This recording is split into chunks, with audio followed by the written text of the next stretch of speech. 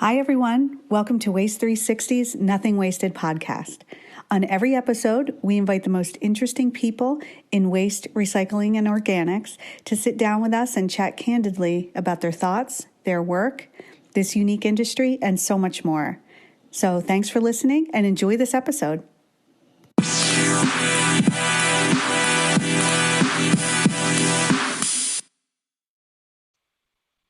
Hi, everyone. This is Liz Bothwell from Waste 360 with Jasmine Crowe. She's the CEO of Goodr, and Goodr provides on-demand and scheduled surplus food recovery solutions to ensure that edible food is fed to people in need and not landfills. So we love that. Hi, Jasmine, and welcome to the show today. Hi, Liz. Thanks so much for having me. I'm so excited to hear your story, and I would love to start in the beginning and hear a little bit about your background and how you found your way to Goodr.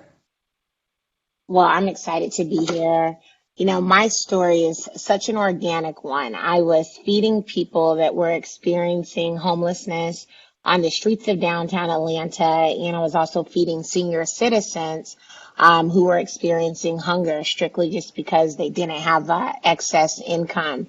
And I started doing that in 2013, and I continued doing that for about 3.5 years. Until a video of one of my pop-up restaurants that I was having underneath a bridge here in Atlanta where I'm based went viral on Facebook. And so I woke up one morning to, thousands of friend requests, thousands of comments, and millions of views on this 15-second clip from one of these restaurants. And this at the time, Liz, is something, again, I had been doing for 3.5 years before it actually went viral. But one of the peculiar things that people kept on saying was, this is so amazing, which restaurants donated the food? And the truth was nobody. I was couponing, I was price matching, I was taking $5 and $10 donations, I was purchasing all this food, cooking all this food, serving all this food, and then going home and cleaning up, quite a kitchen, I tell you. And so as I saw that question, I started thinking, like, how cool it could be if I could get the food donated, like how much easier it would be for me and my life, and how many more people I could feed. And so one simple Google search, what happens to extra food at the end of the night from restaurants, really is what led me to getting started on this journey. I just couldn't believe that so much food was going to waste while so many people were going hungry. And that really was the impetus that became the reason why I started Goodr. That's amazing that you saw that need and then you jumped in. So I watched an interview you did, and I was so impressed with the way you attacked this food waste challenge. You saw a massive problem and you didn't know how to solve it, but you really dedicated yourself to making it work. How was that process of figuring it out and keeping faith that you would find the technology or create it yourself? It was definitely a tough process. I will never say that it was easy. I'm not a technical founder, but here I was wanting to use technology to solve this problem. And I spent a lot of time learning as much as I could. I remember, one of my friends used to say, we were roommates at the time, just how late I would be up on my laptop, just working, researching, so much so that like that laptop, I don't even have it anymore. And I think it was because I was up until like 4 o'clock in the morning on YouTube and researching, reading reports. I would look at anything I could about food waste and hunger, and also the waste industry as a whole, because I realized that I was entering that industry just as much as I was doing the social service that was my background. So my background was in the social impact space. I really worked on solving problems at scale for pretty much all my life. But when you think about the technology aspect and the waste aspect, those were new to me. But I spent a lot of time and it came to me, after a lot of work. It wasn't easy. I think a lot of people will say, oh, Goodr's just massively successful and you guys don't need anything. You're winning at everything. And that's so far from the truth.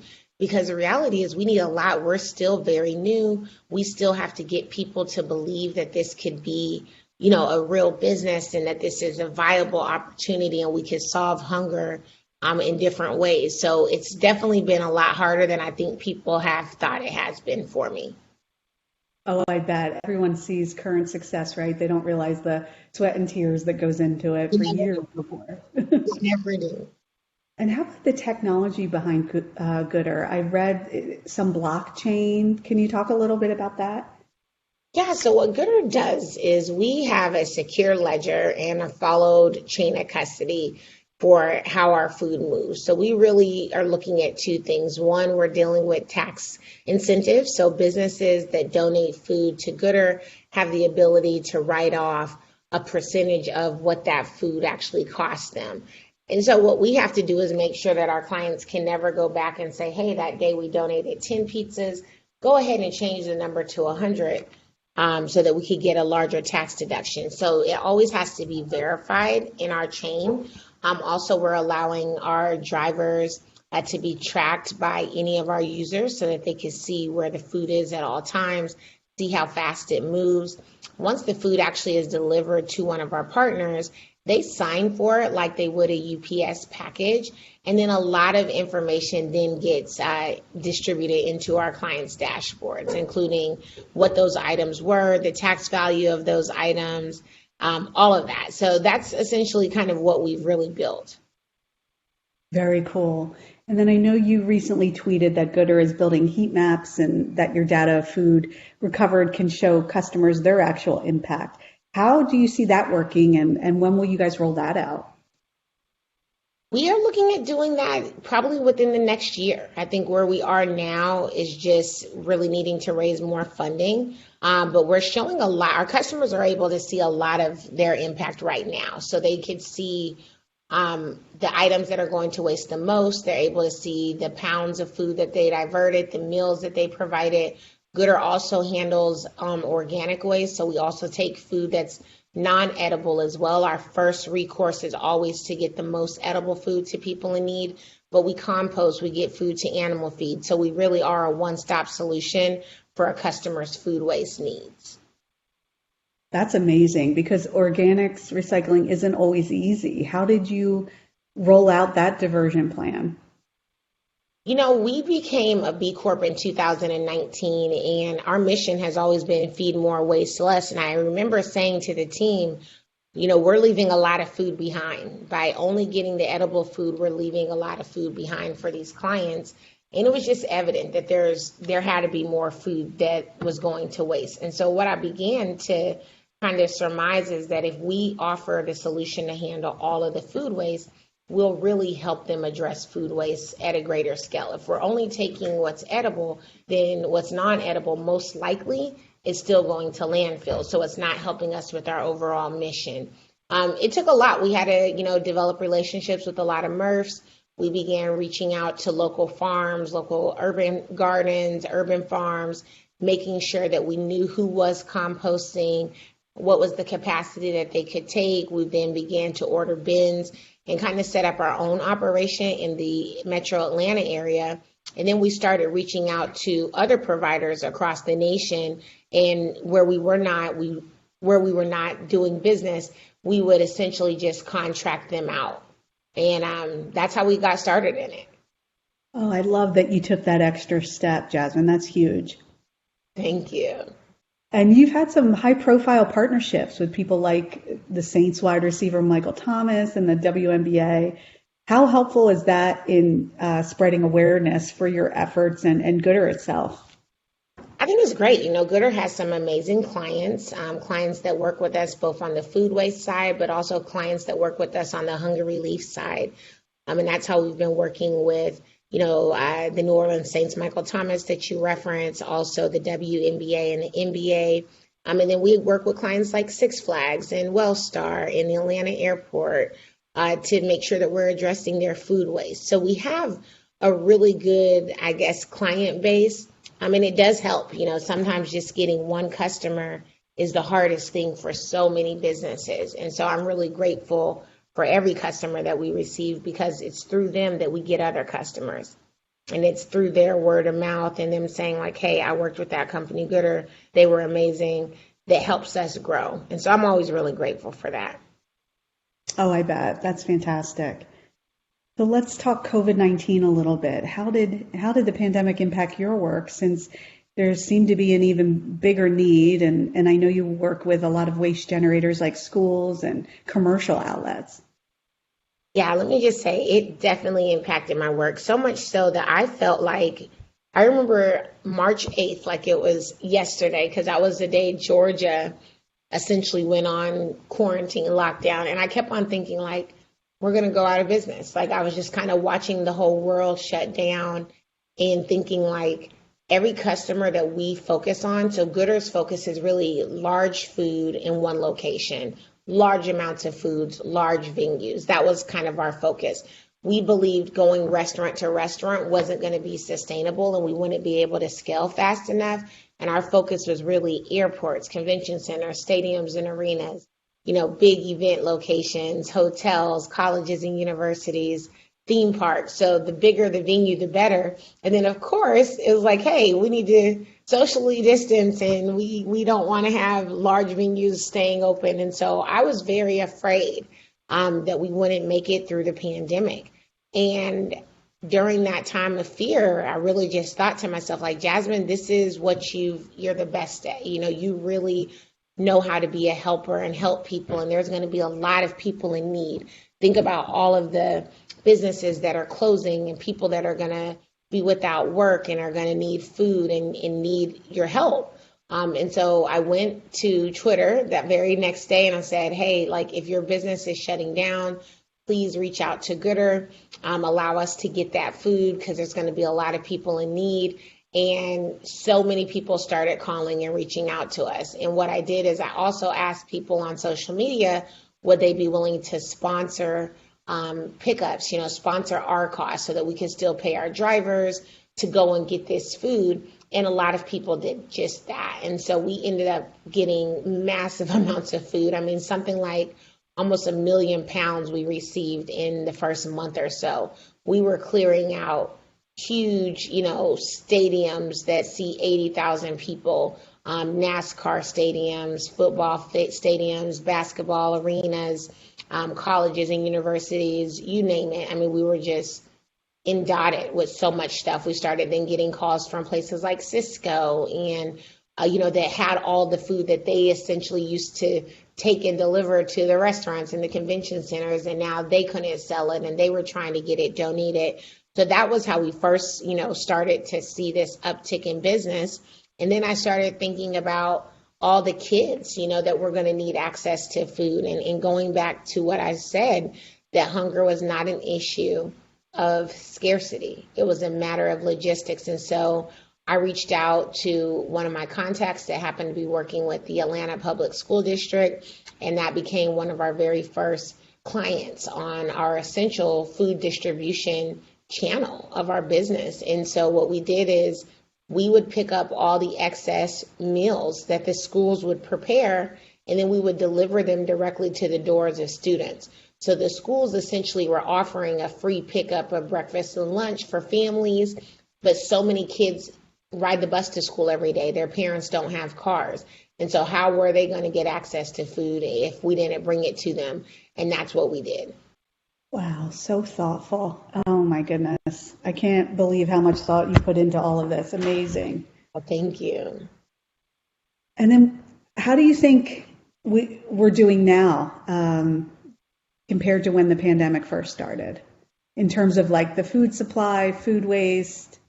I mean, food waste is still essentially kind of leveling off. It's not getting better. Last year, they said it was about 80 billion pounds that actually went to waste, so probably more than we had seen in years before. I think that we're going to get better. I'm not sure because it's so different in every city. Some states, both my parents as well as my partner, both work in the healthcare industry. And so they're always like, oh, Jasmine, it's, we may go back into another lockdown so they scare me. And then I hear and see some states where they're already pretty bad in situations where like they're instituting again mask mandates or restaurant capacities are going back to 50%. So you see that it's fluctuating. In Atlanta, we have, kind of been open, I would say, after that first 2 weeks of quarantine. After that, I think Atlanta pretty much opened. And from that realm, people have kind of gotten to a better place, but there's definitely still a lot of need. There's still a lot of things that have to happen. Definitely. And I think the pandemic really shined a light on food waste and the food for the needy, for sure. So I love that you're doing all of this to help, especially where the children are concerned too. Oh, yeah, this is the best job ever. I mean, I love it. And we help a lot of people, and a lot of people, you know, love what we're doing. Absolutely. And I like the way that you approached it. Obviously you're doing this for the greater good, but also I read that you realized that you had to speak the language of business people too and let them know that there's actually cost savings to this. Can you talk a little bit about that experience? Yeah, I was missing every single time when I was pitching this.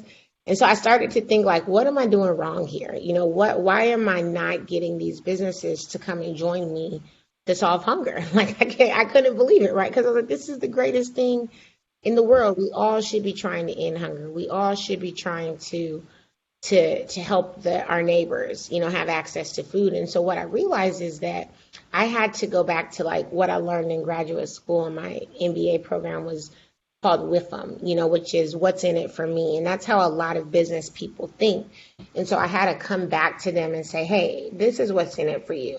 You're going to be able to make better production and ordering decisions, because if you've never tracked your waste before, you really can't manage what you don't measure. And Goodr's system is going to allow you to measure your waste. It's going to allow you to measure your efficiency. I started talking to them about case studies and ways that things can, be better for our communities. I gave them an example of one of our clients that we worked with early on who continued to make pork, and that was their number one most wasted item.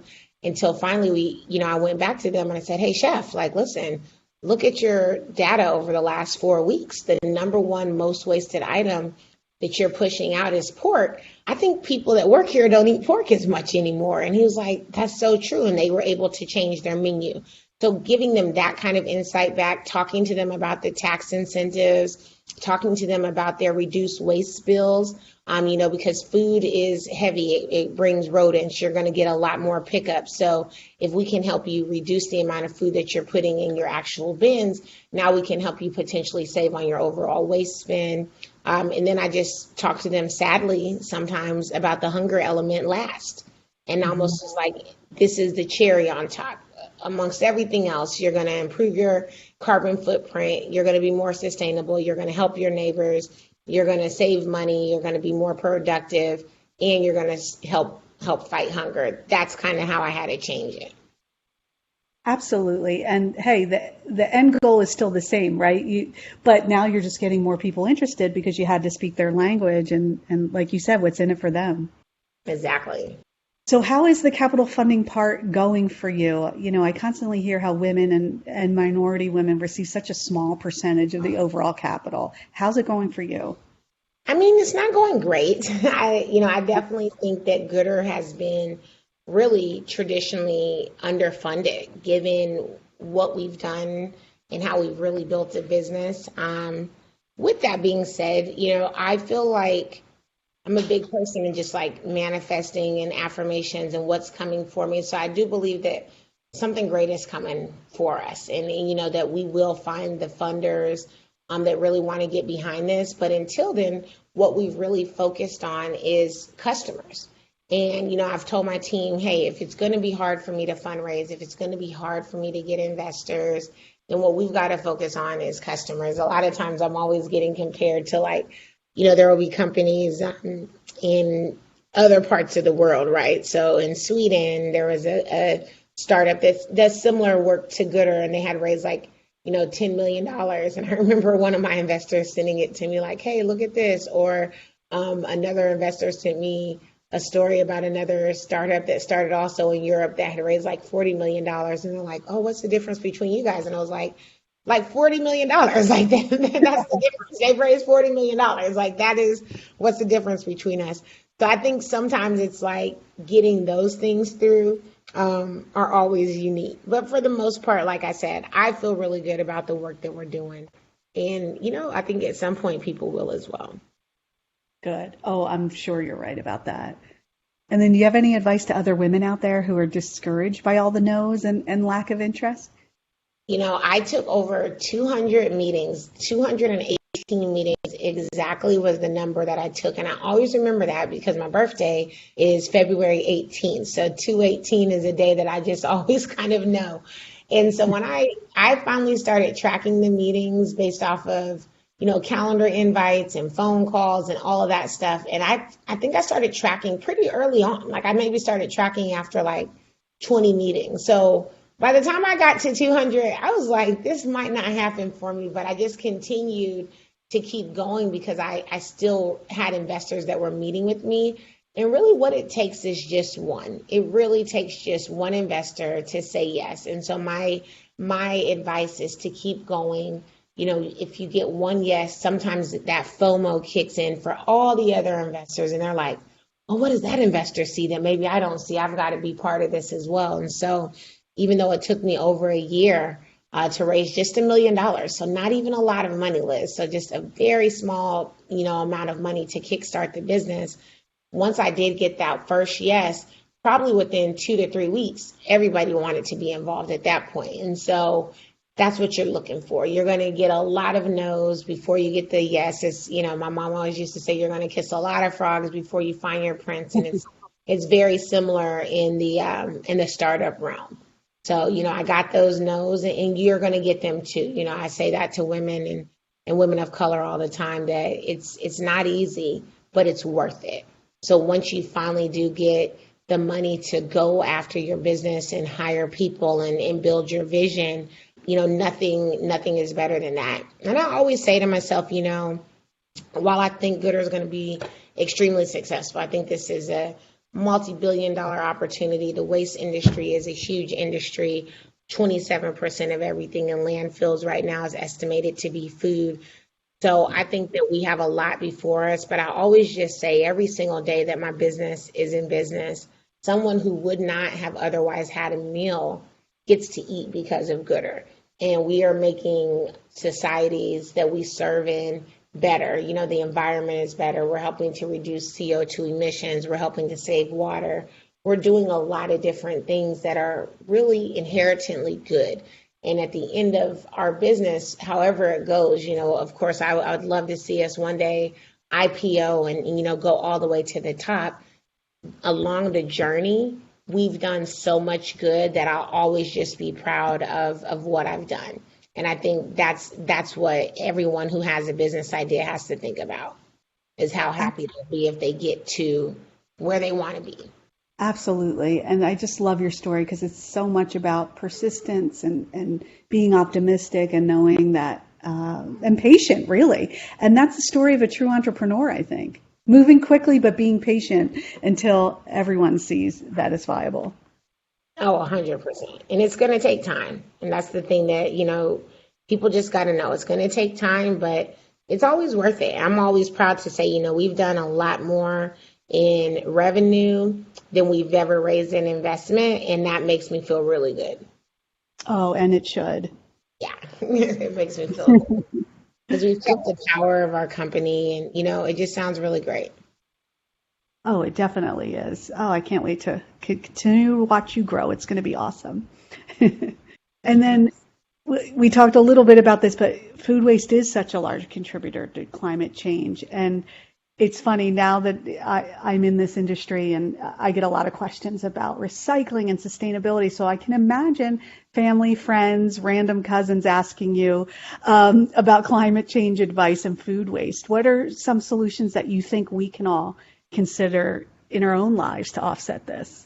One of the things that I do is I try and shop for meals. I know it's a lot, but I'm a very much like, hey, I'm going to make spaghetti tonight, and I go and just purchase just for that one night. I used to go and buy groceries sometimes for like the week, or like I'm going grocery shopping and this is going to last me 2 weeks. And then what I found is that I often was wasting a lot of food because sometimes I'd go out to eat or I'd I'd forget that I had so much food at home. So I'm very intentional now of just shopping for the meal at hand. Or maybe just shopping for like 2 or 3 days at hand. I know it seems like a lot, but that helps. I also encourage people to use their garbage disposal at their house instead of throwing, food in the trash can. Just use that garbage disposal, generate it, use it. And sometimes that's really helpful as well. Freeze things. A lot of times I'll buy like containers of fruit, sometimes at the grocery store. So, those it'll be like a thing of pineapples. And then like right before it's about to go bad, I'll freeze it and I'll use it in a smoothie. So those are the big things I always say. Buy for your meal, buy for your meals. Try and cook for the number of people that are in your house and be realistic on how you guys actually eat leftovers. So if you're only likely to have that item one other time, so you're going to eat it that night and then one time for leftovers, then you really should make sure that you're buying like the smallest packages of meat or the sauces or, not making all the spaghetti noodles. Like those are the things that I've started to do. When I do have waste, I try and either compost it because we have a garden at our house now. So I'll try and compost it myself. We've been doing that and it's been unique. We definitely have been getting quite a few little squirrels and things loving our compost. But if not, I will definitely use the garbage disposal and then I freeze things and save them and use them again.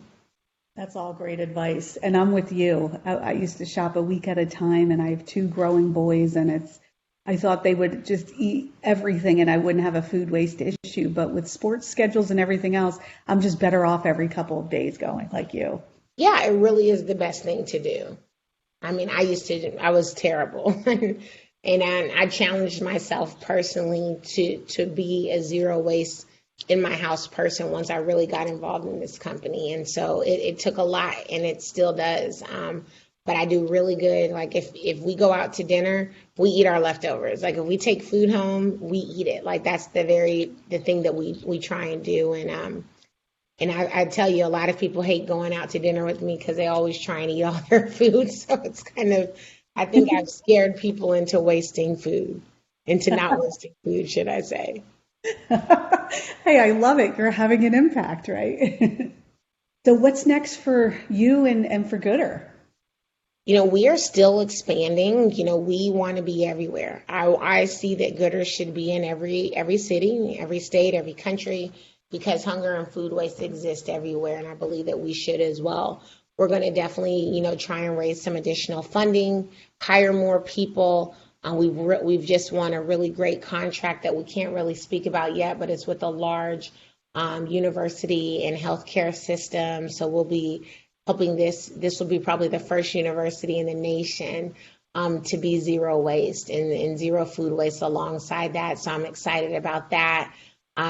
We've recently brought on Six Flags. It's the first theme park in the country to go zero waste. So we're excited about expanding with them across their 26 parks. Doing the work that we're doing with the WNBA is extremely exciting around hunger. And I'm just excited for what else is to come. You should really look to see Goodr largely entering markets like California, New York, New Jersey, where food waste legislation has recently been passed and will be put into action coming up in 2022. So until then, just know that we are really out here working every day to make sure that more people have access to food and more companies are not wasting perfectly good food that could be going to somebody in need. Oh, I love to hear these plans. And I was going to ask about New Jersey because they're feeling like a pioneer to me. Oh, it's super exciting. I'm really excited to see what's happening with New Jersey. Awesome. Oh, I hope you're a part of that, and I can't wait to watch you expand. I'm in the tri-state area up north a little bit from you in Connecticut, so I'm close to New York and New Jersey. So I will support you any way I can. Thank you so much. I really appreciate this support. It meant a lot to me. Oh, me too. And thanks for sharing your story. I love your story from a purpose perspective and an entrepreneurial perspective as a woman, especially. I'm just so impressed by what you're doing. Oh, thank you so much. Okay, awesome. Thank you. Thank you so much. Have a great day. Okay, you too. Take care. Thank you for listening. It would mean the world if you would take a moment to rate or review this podcast. And if you share it with us on one of our social networks, we are giving out some fun, nothing wasted podcast swag. So just tag us and see what you get. Thanks so much.